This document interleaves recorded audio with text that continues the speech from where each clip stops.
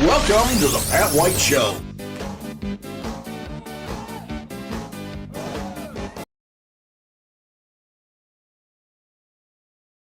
Well, in the last couple of days, if you've been watching the news on television, they've been talking to you about, a potential new casino could be coming to the Auburn area. That's on I-69 State Road 8, right there in that northwest corner. They said, boy, that would be one of the perfect locations to move a casino. Now, we're talking about the casino down there, the Rising Sun, rather. Yeah, the Rising Star Casino.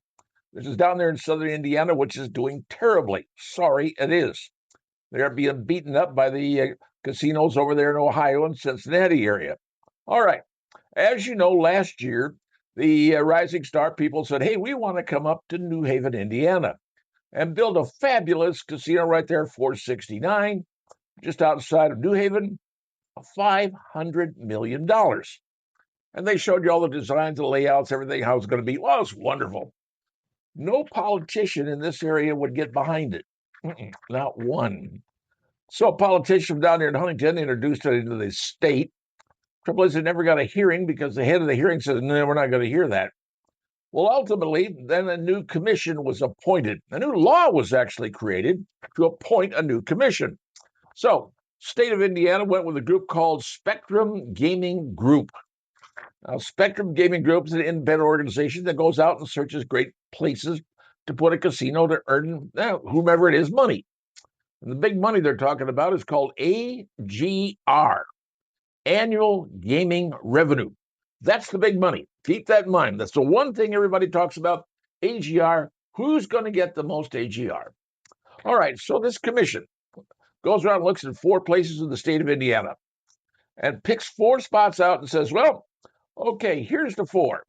Here's one right there in Auburn, Indiana. There's one over there north of Lafayette. Another one on the east side of the state. And then one in the final one was in Indianapolis. Yes, Indy, Auburn, Lafayette, and one on the east side of the state. Well, they said, okay, looking at who's going to make the most money, the AGR, remember I talked about? Well, it turns out they said only 2 places. 2 places earned the most amount of moolah for the state. One was in Auburn, the second one, and the biggest money maker was down in Indy. They said that's where the money is going to be made, the biggest amount of money, of these 4 locations. Now, a representative from the state, I believe he's from Leo, he came out and said, hey, I understand what they want to do. Dr. Tyler Johnson. He said, we don't want this in Auburn. We don't want a casino. But there's another issue they have to deal with. The Indians have an exclusive area. It's called the Tribal Gaming Exclusivity. It is 16 counties. Now, here's the map. You can take a look at it. 16 counties in northern Indiana where you can't put another casino. The Indian Casino in South Bend they've got the exclusive right to all this. And you'll notice the Auburn one is right there on the outside edge of that 16 county territory. Well, that would mean competition between South Bend's casino and one if you built one in Auburn. But if you go down farther down the state, whether it's now Lafayette, by the way, also gets near that line. Take a look, Lafayette, where it is. All right, the one that's perfect, right there in Indianapolis. Yep, they said, gaming-wise, most moolah we're going to see will come to Indianapolis. Now, you hear all the people on the news, oh my God, Auburn could get a casino. Ain't going to happen. Don't kid yourself, folks. I've been telling you this for the last year and a half. When they're moving a casino, where it's going to go is right into downtown Indy. Because there's an empty shopping center downtown, Circle Center it's called. Circle Center Mall was originally a great idea for a mall. I mean, they had all the stores in it, multi-levels, huge parking facility, had rampways that go to hotels over the street. I'm perfect. Trouble is, people didn't shop there. People didn't want to come downtown to Indianapolis and go through the traffic and everything else, even though there's great parking and everything, and the shop down there. And then kids started coming in. And taking over the place. And children, you get them in a group, you're going to have some problems. And they did. Well, ultimately, people moved out of the mall. The mall became kind of, well, empty. Well, now they want to rebuild that mall, and they're saying that they're going to spend $500 million to rebuild that mall. Well, where are they going to get $500 million? Well, it turns out the Rising Star Casino down there in southern Indiana said when they're coming to New Haven, they're going to spend $500 million. Wait a minute. So Indy says we're going to spend $500 million. The Rising Star Casino says, hey, we're going to New Haven, we're going to build $500 million. They both are stating the same number. So not going to build in New Haven, obviously. And they sure as heck ain't going to build up in Leo or up in Auburn because politicians up there want nothing to do with it. And there's a problem there being close to the exclusive area the Indian tribe has. So they're going to say, well, we researched everything, we checked everything out, and we've decided the most amount of money that you're going to get in the state of Indiana for the tax purposes will go to one area. And we believe the area is Indianapolis. And they're going to say, well, where can we put it in Indianapolis? And there was a rumor a long time ago putting it out by the airport. Ain't going to work. You want to have it downtown because what do you have downtown? Lucas Oil Stadium, the baseball field. You got the WNBA's new facility there. You got the Gamebridge Field House. You got all those sporting activities, everything happening downtown Indy. And if you want to bring people in, you say, hey, we're going to have a football game, a basketball game, baseball game, whatever it is. Oh, I'm sorry, you forgot to mention, and you have Caitlin Clark, who's also the star of the Indy Fever for the time being. All those people, they got to have something to do when the game ain't on, right? The game ain't on, gambling. And Marion County in Indiana, which is Indianapolis, has got a huge financial problem, and I mean a big one. They are in debt up to their eyeballs. I need fresh revenue because people are moving out of Marion County and moving into the counties outside there. I know because a relative of mine lives outside of Marion County, but works inside of Marion County. Now, so you get a casino, city gets a cut of the deal, they get money, bolsters their budget, which they desperately need, and then more revenue comes into the state, which they desperately want, and they realize the Rising Star Casino down in southern Indiana, the amount of money they're making was a pittance compared to what could be made annual gross revenue. Gaming revenue, man, the money is going to be in Indianapolis. So for all you people talking about, oh, it's going to come to Auburn, it's going to go here, it's going to go there, it's going to Indy. That's why I believe that eventually when the final decision is made, it'll be in Indianapolis.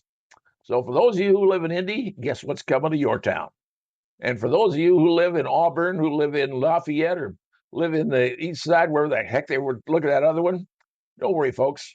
They're not coming to your town because Indy, downtown Indy, in my humble opinion, will become the sole recipient of a new casino located downtown in the old Circle Square shopping center. Let's see if I'm right or wrong. But right now, I'm going to put my money on I'm right.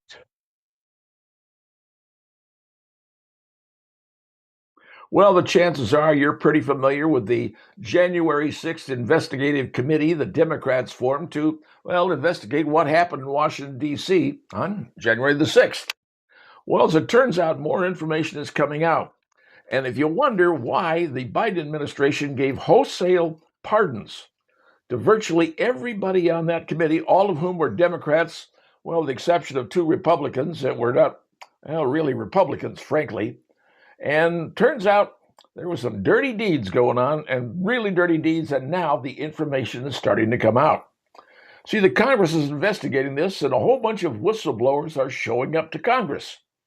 And they're saying, here's what was going on during that investigation. And here's what they've learned. The FBI was conducting a secret operation called Operation Arctic Frost. And what it was, now this is an FBI sting. They were going through the telephone lines and data, 30 million data lines from phone people. They were pulling in information on everybody they could think of, anybody associated with the Trump campaign. They were investigating. This was being done under the auspices of the committee to investigate January 6th. Remember, that's a Democrat committee. And of course, you had Mr. Rice, who's now under a whole lot of scrutiny right now. He was involved with this, working directly for Merrick Garland, who was the Attorney General at the time. And Merrick Garland, when he was called to testify, he didn't remember anything, which frankly is the way you do it in committee. When you're asked questions, you don't remember anything. But the FBI went through all kinds of people who were associated with the Trump campaign, like 160 people. But they also subpoenaed the records of a number of senators. That's correct. Senators, including Marsha Blackburn, Lindsey Graham, Bill Hagerty, Josh Hawley, Ron Johnson, Cynthia Loomis, Dan Sullivan, Tim Tuberville from Alabama, and even Representative Mike Kelly, the big one, Ted Cruz. They went to a judge, and that judge, his name is James Boasberg. He has ruled against Donald Trump in countless cases previously, and he literally authorized the tapping of Ted Cruz's phone lines. And then when they said, well, we got to notify, AT&T was going to notify Senator Cruz that his line has been tapped, the judge says, sorry, you're not allowed to tell him, because if you do, it could affect national security because he'd leak all this stuff. Ted Cruz. This is what was done. Now, that Judge Boasberg, he is facing right now an impeachment in the House of Representatives. Will that happen? I'm not sure, because I don't know now. It may have happened, but it doesn't happen very often. So he may be impeached. But all these senators whose lines were tapped, these are U.S. senators tapping their lines. And all this was done as an FBI operation. Now, who authorizes an FBI intervention like this? Who does the FBI work for? The FBI works for the Justice Department. And the Attorney General of the Justice Department tells the FBI, through the FBI director, here's what you're going to do, and authorizes all the stuff that's being done. And now we're finding out exactly what it was. Operation Arctic Frost, the FBI did. Now, Kash Patel has come out and says, we found all this stuff. They tried to bury it in every which way they could. They hid it everywhere they could, but we found it. So now the word is to Miss Bondi, Pam Bondi, as the Attorney General, it's time to prosecute people. A number of FBI agents who were working on this particular case have already been fired. But the people involved, the people who knew what was going on, Merrick Garland, the James Comey, whoever was the head of the FBI at the time, they all knew what was going on. This was done to go after everybody or anybody associated with Donald Trump. Could have been even you don't know. Everybody was tapped, and nobody was told about it. Now, where's that going to lead to? Well, a big giant investigation and maybe charges being filed. In Washington, D.C., I doubt anybody's going to be charged with anything, because in Washington, D.C., everybody gets away with every crime they could think of. It's just a swarmy swamp. People do bad stuff and nobody pays for it. Or maybe someone will be charged. As you know, James Comey has already been charged. But here's the bigger thing to keep in mind. Remember I said all those people were granted pardons? Well, a committee in the House has determined that all of those pardons that were done by Joe Biden, he didn't sign. Those were done by the auto sign, the machine.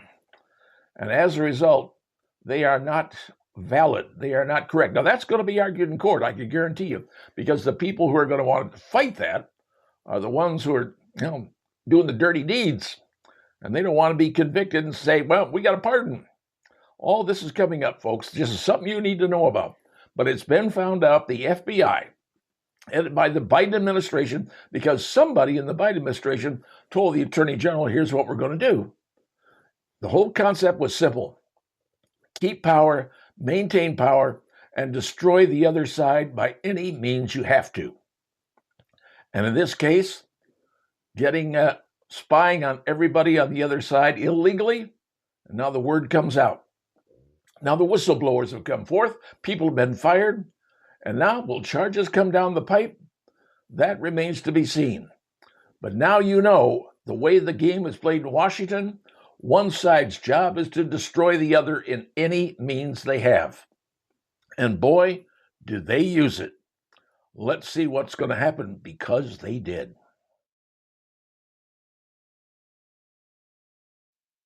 You probably heard the term must-see TV uttered by TV networks, whoever they happen to be. Got to see this, the new season of this, the new show, new whatever. Must-see TV. Well, I've got a must-see event coming for you. It's going to be on November the 12th. Mark your calendar. It's a Wednesday. And you may say, well, gee whiz, I don't know if I can watch that. Trust me, you're going to want to watch this one because I know a lot of people are planning on watching Wednesday the 12th. What is it? Well, it's called the Annika. What is the Annika, you're saying? It is a professional amateur pro-am golf tournament for the LPGA, the ladies group. And this is the biggest one they have. Now, like I said, it's going to be held on the 12th. The tournament itself is held from the 13th to the 16th. But Wednesday is the pro-am, and that's the big one we're talking about. This is big. The reason it's big is because who's going to be playing in this pro-am?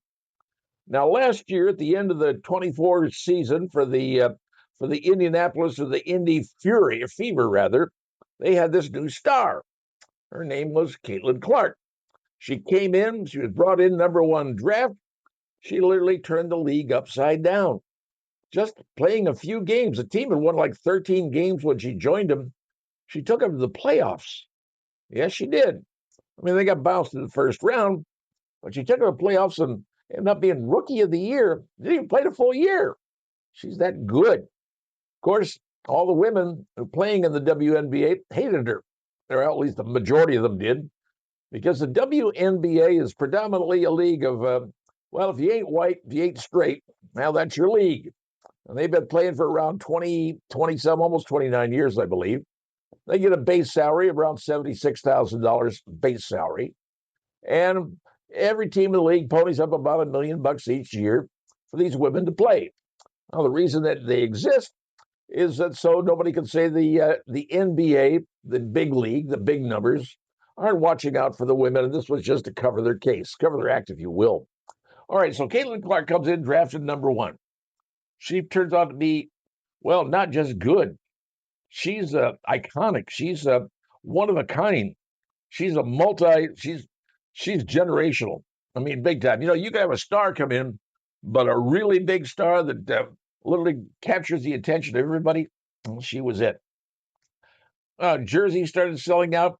People were showing at the games. You know, the average attendance for the WNBA back before Caitlin Clark showed up in the city was about 3,000 to 4,000 a game, playing in high school gyms. She came along, Bainbridge down in Indy, full house. Every place she went to play, bigger arenas, got to play with the big stuff. And then the ladies suddenly went from riding in airliners, regular airliners like you and I ride in, to custom. I mean, having charter airlines, riding high. Caitlin Clark, and the reason they had to transport her because she had to have full-time security. She was that big. All right, so that was the 2024 season. Now, when it ended, Miss Clark was invited to play in a golf tournament called the Annika down at Pelican Club down outside of Tampa, Florida. Now, she showed up to this event, and a number of other stars were there. The Tiger Woods was there. A whole bunch of stars at the meeting because it's a pro-am. You bring all these celebrities in. Well, the first tee in any event, you go on the first tee of any event, and you're at a pro-am, and all the people are standing around. Hitting that first tee shot is just difficult. I don't care who you are. Try it. It ain't easy to hit a good shot for your first shot. But Miss Clark, she walks out the tee, puts down her tee, puts the ball on, stands up there, and just whacks the ball. No fancy move, no none of this, none of that, nothing. No showing, no throw. Just whoop, hit the ball. Ball went 270 yards straight down the fairway. 270. First tee. She ended up playing this round in this pro-am. She shot a 13 under par. You're going, what? It's 13 under, yeah, record. A record. Sort of like Tiger Woods did the first time he played the Masters. Remember that back in 1997. Well, anyway, Even Tiger Woods says, I've never seen anything like this. This woman's generational. He's been talking to her, apparently, maybe giving her some golf lessons off the chart, if you will. But in that one weekend that she was down there last year for the Annika, she scored $50 million in endorsements. $50 million. She got that Nike contract. She got a contract for a watch company. Like Tiger Woods is a spokesman for a watch company. Guess what? She got the same plan.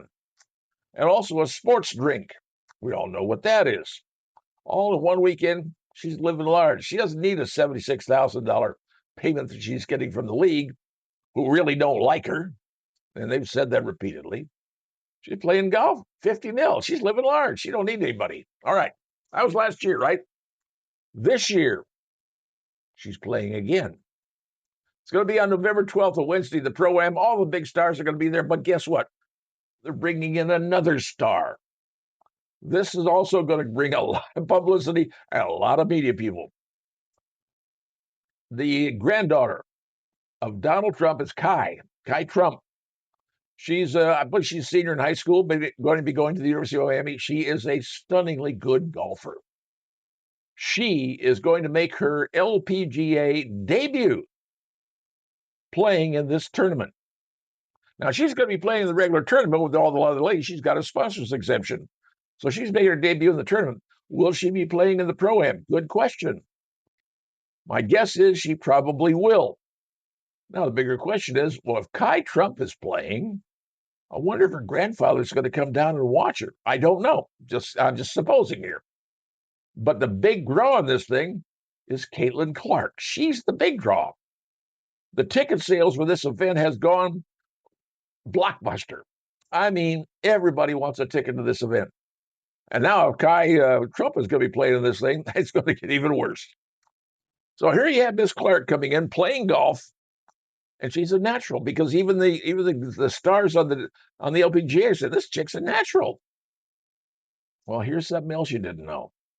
Recently, she was asked to be a spokesperson at an event that took place on the East Coast. It was a corporate event.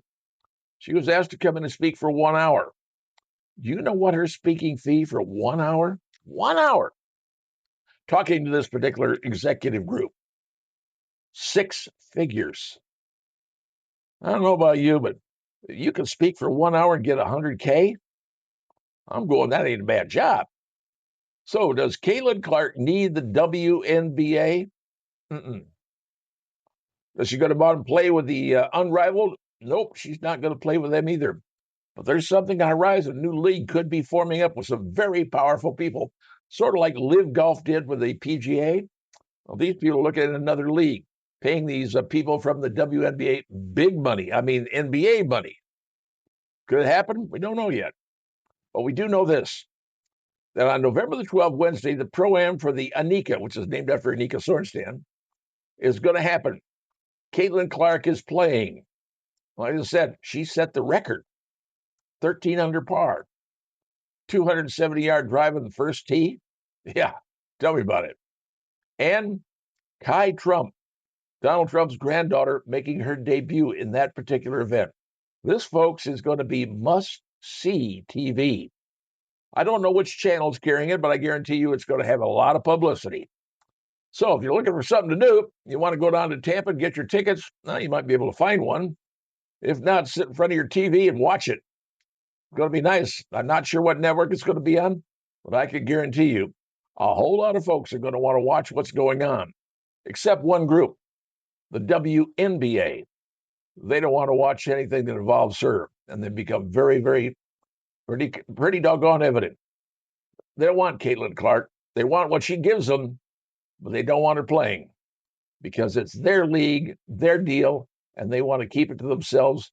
And she's nothing more than this famous white girl that showed up. Sorry if you don't like it. It's the truth. And the truth shall set you free.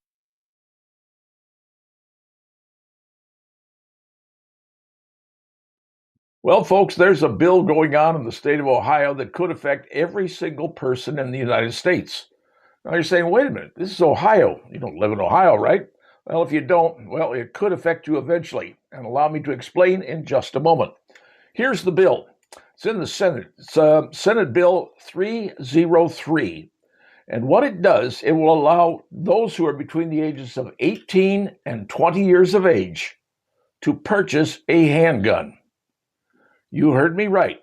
Ohio is considering a bill to allow those between 18 and 20 years of age to purchase a handgun in a federally licensed situation, the background check, all the other standard stuff.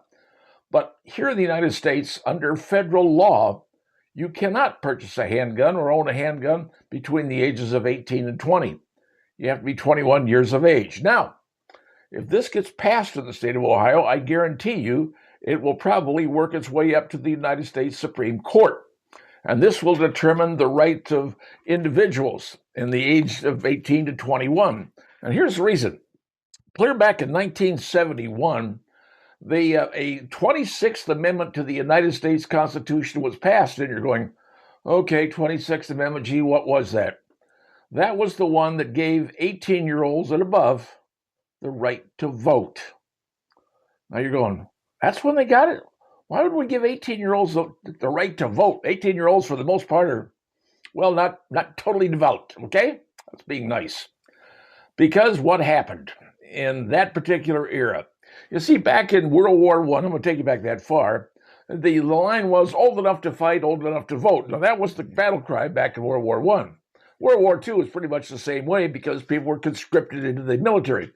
But it really came to a head in the 1960s during the Vietnam War. I know because I was in that era. I was part of that era. And people were running to burn their draft cards. They didn't want to be drafted because that's what was happening back in those days. And they said, hey, you're forcing us at 18 to go into the military. We have no right to vote. And it became a big issue. And it became a very big issue. So what they did was they said, okay, let's pass a law in Congress. Now the Supreme Court says, yeah, but you can only do that in federal elections. You can't do it in state and local elections.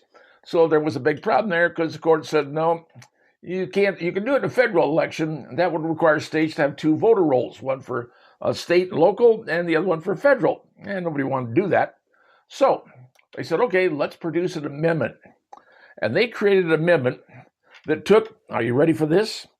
It took 117 days to pass an amendment. That's 2/3 of the states. That's the House, the Senate. It all passed in 117 days. And on July 1st, 1971, the amendment was signed, giving 18-year-olds the right to vote. So they got the right to vote. This was the Vietnam era.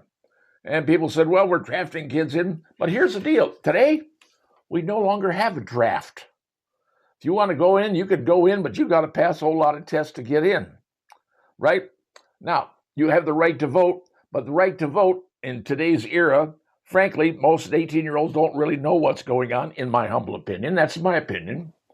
And frankly, I think a lot of 21-year-olds don't know either. So, and then, but here's the problem. Okay, if you give them the right to vote and say, okay, gee whiz, we want to allow them to own a handgun. Well, you folks over in Ohio, if you really want to get this right, you better give them a right to buy alcohol at 18 too. Because that's about as bad as getting them to allow a kid to own guns. Now, in Ohio, they can own a long gun. Many states you can do that. You can go buy a long gun. But when you start giving 18-year-olds the right to carry a sidearm, carry a pistol, you're looking for a real bad situation, because where do we see most of the homicides occurring? Young people, because their brains aren't fully formed. They don't think. They make stupid decisions because they're not adults, in my opinion. Now, I personally hope this bill does not pass. I hope it goes nowhere. But I'll tell you what, in Ohio, if it does pass, I guarantee you it will end up in the Supreme Court. And the Supreme Court could decide that every 18 to 20-year-old has the right to buy a handgun and Katie bar the door in every city in the United States. Because you're going to have young people out there who really don't have a concept of what life is really about, toting handguns. And to me, that is the most dangerous thing I've ever heard. Because if you're going to give them the right to own handguns, then they are going to demand the right to be drinking as well. Don't think it'll happen? Just watch. So there's what's going on. You folks everywhere but Ohio, you live in Indiana, you live in Illinois, you live in Michigan, this could be on your doorstep before you know it. If Ohio passes this, get ready, folks. It could be a very long and bumpy night.